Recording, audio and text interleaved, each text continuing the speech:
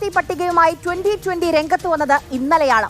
ഇന്ന് സ്ഥാനാർത്ഥികളുടെ റോഡ് ഷോയും പദ്ധതിയിലുണ്ടായിരുന്നു. പക്ഷേ പെരുമ്പാവൂരിൽ ഒരു ചെറിയ പണി കിട്ടി. മണ്ഡലത്തിൽ സ്ഥാനാർത്ഥിയായ നടി ലക്ഷ്മിപ്രിയയ്ക്ക് വോട്ട് തന്നെയില്ല, പിന്നെയല്ലേ സ്ഥാനാർത്ഥിത്വം.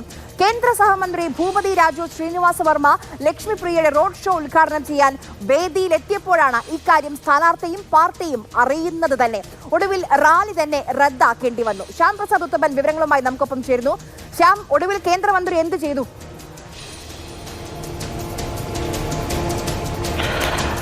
ആര്യ, അതായത് ഇന്നലെ വലിയ രീതിയിലാണ് ഒരു ട്വിസ്റ്റോടുകൂടിയാണ് സാബു ജേക്കബ് ഇത്തരത്തിൽ സ്ഥാനാർത്ഥികളെ പ്രഖ്യാപിച്ചത്. അതിൽ സെലിബ്രിറ്റികൾ ഉണ്ടായിരുന്നു, അതോടൊപ്പം തന്നെ ടെലിവിഷൻ സീരിയൽ താരങ്ങൾ ഉൾപ്പെടെ ഉണ്ടായിരുന്നു. അങ്ങനെയാണ് ലക്ഷ്മിപ്രിയയ്ക്ക് പെരുമ്പാവൂരിൽ സീറ്റ് പ്രഖ്യാപിക്കുകയും തുടർന്ന് ഇന്ന് റോഡ് ഷോ നടത്താൻ വേണ്ടിയിട്ടുള്ള എല്ലാ ഒരുക്കങ്ങളും ക്രമീകരിച്ചത്. BJPയുടെ മുതിർന്ന നേതാക്കളടക്കം ഈ റോഡ് ഷോയിൽ പങ്കെടുക്കാൻ വേണ്ടി ഉണ്ടായിരുന്നു. വലിയ രീതിയിലുള്ള ഫ്ലെക്സും കമാനങ്ങൾ ഉൾപ്പെടെ, അതായത് തെരഞ്ഞെടുപ്പ് കമ്മിറ്റി ഓഫീസ് ഉൾപ്പെടെ തയ്യാറാക്കിക്കൊണ്ടാണ് ഈ റോഡ് ഷോ ഉദ്ഘാടനം ചെയ്യാൻ എത്തിയതാകട്ടെ കേന്ദ്രമന്ത്രിയാണ്. കേന്ദ്രമന്ത്രി ഭൂപതി രാജു ശ്രീനിവാസ വർമ്മയാണ് ഈ റോഡ് ഷോ ഉദ്ഘാടനം ചെയ്യാനായിട്ട് എത്തിയത്.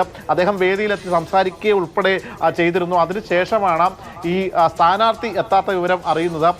അങ്ങനെയാണ് എന്താണ് വിഷയമെന്ന് പ്രവർത്തകരടക്കം തിരക്കിയത്. അപ്പോഴാണ് പറയുന്നത് സ്ഥാനാർത്ഥിക്ക് വോട്ടർ പട്ടികയിൽ പേരില്ല. വോട്ടർ പട്ടികയിൽ പേരില്ലാത്തതിനാൽ തന്നെ നാമനിർദ്ദേശ പത്രിക സമർപ്പിച്ചാൽ ഉറപ്പായും തള്ളിപ്പോകും. അപ്പോൾ സ്വാഭാവികമായിട്ടും ആ ഒരു പശ്ചാത്തലത്തിൽ സ്ഥാനാർത്ഥിയെ പിന്നെ ഇങ്ങോട്ടേക്ക് കൊണ്ടുവരാൻ പറ്റുകയില്ല. അതിനാൽ തന്നെ വേദിയിൽ പറഞ്ഞത് സ്ഥാനാർത്ഥിക്ക് പെട്ടെന്ന് ഒരു വൈകാരിക ഉണ്ടാകുകയും തുടർന്ന് ആശുപത്രിയിലേക്ക് കൊണ്ടുപോവുകയുമായിരുന്നു എന്നാണ്. അതുകൊണ്ടാണ് സ്ഥാനാർത്ഥി എത്താത്തതെന്നാണ്.